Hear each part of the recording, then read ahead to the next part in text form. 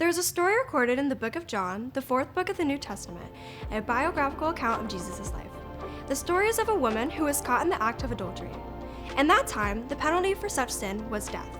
So the people of the town gathered together and were ready to stone her to death. The crowd was rowdy, but Jesus stepped in and said to them, "All right, but let the one who has never sinned throw the first stone."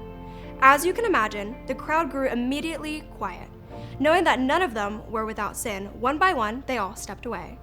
Jesus then says, "Where are your accusers? Didn't even one of them condemn you?" "No, Lord," she said. And Jesus said, "Neither do I. Go and sin no more."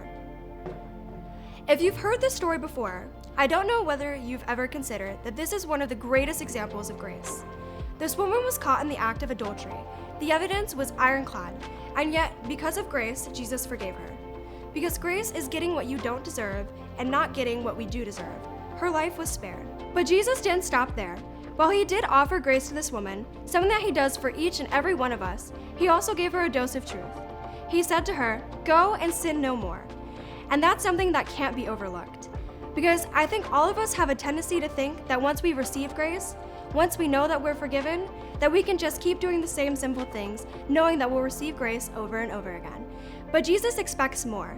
It is by grace we are all saved, but we can't forget that. But in the response, we need to take Jesus' truth to heart as well and try as hard as we can to go and sin no more.